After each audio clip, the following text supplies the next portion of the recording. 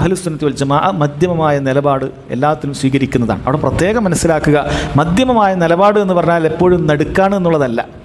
മദ്യം എന്ന് പറയുന്നത് അറ്റം വളർന്നിട്ട് അതിൻ്റെ നടുവിലാണ് എന്നുള്ളതല്ല, മറിച്ച് അത് സത്യത്തിനോട് അടുക്കുന്ന കാര്യമായിരിക്കും. ആ സത്യത്തെ പരിശോധിച്ചാലാണ് നമുക്ക് മനസ്സിലാക്കാൻ സാധിക്കുന്നത് അത് അതിര് കവിച്ചലിനും അതുപോലെ അലംഭാവത്തിനും മധ്യയാണ് എന്നുള്ളത്. അപ്പോഴാണ് നമുക്ക് മനസ്സിലാക്കാൻ സാധിക്കുക. അതല്ല, ചില ആളുകൾ എല്ലാത്തിനും അങ്ങനെ സ്വന്തമായിട്ട് എന്തെങ്കിലും ഗവേഷണം നടത്തും.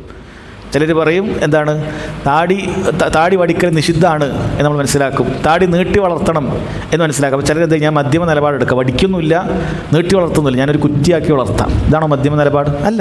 മധ്യമ നിലപാട് അവിടെ എന്താണോ തെളിവിനോട് യോജിക്കുന്നത് നബി സല്ലല്ലാഹു അലൈഹി വസല്ലം വാക്കാണ്, വഫിറുൽ ലിഹ, താടി സമൃദ്ധമായി വളർത്തുക. നബി സല്ലല്ലാഹു അലൈഹി വസല്ലം വാക്കതാണത്. സ്വഹാബികൾ നബി സല്ലല്ലാഹു അലൈഹി വസല്ലമയിൽ നിന്നും ഏറ്റവും കുറഞ്ഞത് മനസ്സിലാക്കിയത് ഒരു പിടിയെങ്കിലും വെക്കണമെന്നുള്ളതാണ്. അതാണ് മധ്യമ നിലപാട്. അതിനപ്പുറത്തേക്ക് പോകുക എന്നുള്ളത് മധ്യമ നിലപാടല്ല. ഒന്നുകിൽ വിട്ടേക്കുക, അല്ലെങ്കിൽ ഒരു പിടിയെങ്കിലും അത് താടി വെക്കുക. അതിനപ്പുറത്തേക്ക് ഒരാൾ ഞാൻ വടിക്കുന്നില്ല, ഞാൻ കുറ്റിയാക്കി വെക്കുക എന്ന് പറയുന്ന മധ്യമ നിലപാടല്ല. ഒരു ഉദാഹരണം പറഞ്ഞു എന്ന് മാത്രം. ഏത് വിഷയത്തിലും അങ്ങനെയാണ്. മധ്യമ നിലപാടെന്ന് പറയുന്നത് അത് തെളിവിനോട് യോജിക്കുന്ന നിലപാടാണ്. അതല്ലാതെ ഓരോരുത്തരും ഗവേഷണം കൂട്ടിയിട്ട് അത് പകുതിയാക്കുക, അങ്ങനെയുള്ളതല്ല സഹോദരങ്ങളെ മധ്യമ നിലപാട് എന്ന് പറയുന്നത്.